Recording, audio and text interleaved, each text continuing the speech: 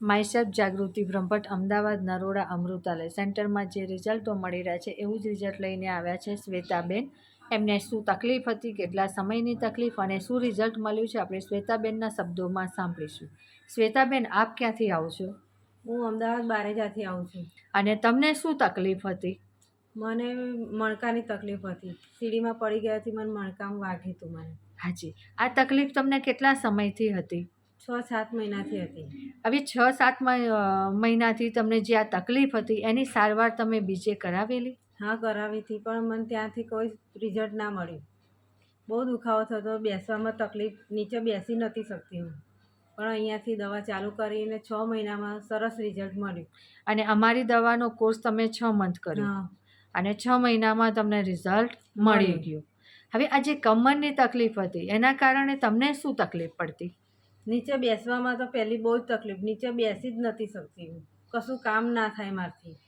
અને આ જે કમરની તકલીફ થઈ એના પાછળ તમે કેટલો રૂપિયો ખર્ચ કરેલો?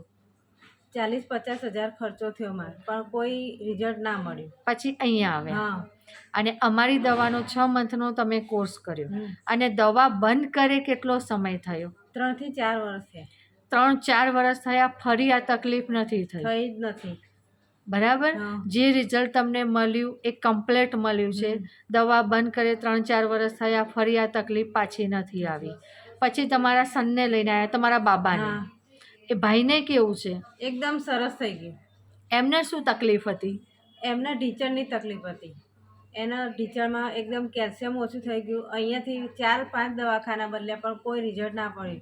અને એક જ વાર લઈને આવ્યા, એકદમ સરસ થઈ ગયું. એમને પણ સરસ રિઝલ્ટ મળ્યું. એમને દવા બંધ કરે કેટલો સમય થયો? 1 વર્ષ થયું. 1 વર્ષમાં ફરી કોઈ તકલીફ આવી નથી? અને તમારા જે ફોઈને શું તકલીફ હતી? એમને મોઢાનું કેન્સર હતું, અંદર પરું થઈ ગયું હતું અને 10-15 દિવસમાં એમને એકદમ સરસ થઈ ગયું. 15 દિવસ પછી જે એમણે બીજા રિપોર્ટ કરાયા તો એકદમ સરસ રિઝલ્ટ મળ્યું. પછી એમણે અહીંયા અમને મોકલ્યા અને અત્યારે એમને કમ્પ્લીટ છે. હા, સરસ સરસ, ગુડ. તમારી સાથે કોણ આવ્યું છે? મારા હસબન્ડ આવ્યા છે. આપણે એમના હસબન્ડ સાથે વાત કરીશું, ભાઈ સાથે. જય દ્વારકાધીશ. જે રિઝલ્ટ તમે જ્યારે બેનને ફર્સ્ટ વાર અહીંયા લઈને આવ્યા ત્યારે પરિસ્થિતિ કેવી હતી? ત્યારે બહુ ખરાબ પરિસ્થિતિ હતી. એ ચાલીને ઊભી શકી નથી. પછી મેં ચાલુ કોર્સ કર્યો 6 મહિના, એકદમ રિઝલ્ટ કમ્પ્લીટ મળી ગયું. અને ડૉક્ટરે તમને શું સજેસ્ટ કર્યું હતું? ડૉક્ટર કે દવા ચરી પાડવી પડશે. એ તો છેલ્લે એટલું કીધું કે તમે ઓપરેશન કરાવી શકો મણકાનું, કે જે અહીંયા જે વાગ્યું છે એનું.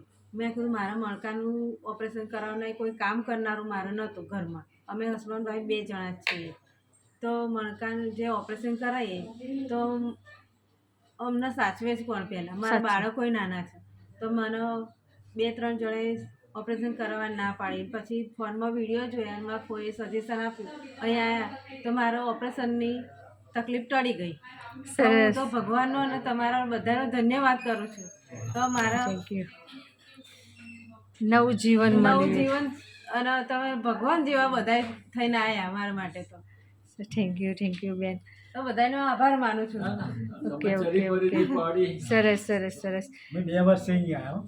હા ભાઈ, ખાસ આપણે એ પોઈન્ટ ઉપર આવીએ કે જ્યારે ફર્સ્ટ વાર તમે બેનને લઈને આવ્યા, તમે આખી હિસ્ટ્રી કહી દીધી. મેન આપણી દવાનું એ છે કે આજે તમે દવા લીધી, 6 મંથનો કોર્સ પૂરો કર્યો, દવા બંધ કર્યા પછી આજ કેટલા વર્ષે પાછા આવ્યા? 2-3 વર્ષે પાછા આવ્યા, પણ એ તકલીફ ફરી થઈ નથી.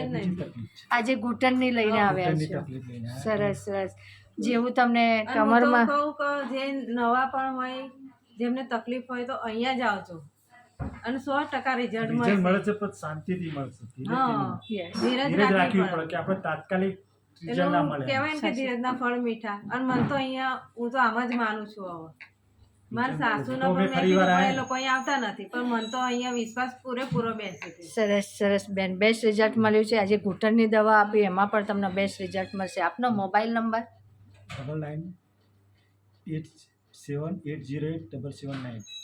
ઓકે, સરસ બેન. શ્વેતાબેન, બેસ્ટ રિઝલ્ટ મળ્યું છે અને ઘૂંટણમાં આપને સારું રિઝલ્ટ મળે એવા અમારે અમૃતાલયની દવાના પ્રયત્ન ચાલુ રહેશે. આપને બેસ્ટ રિઝલ્ટ મળ્યું. ખૂબ ખૂબ અભિનંદન. જય દ્વારકાધીશ. જય દ્વારકાધીશ.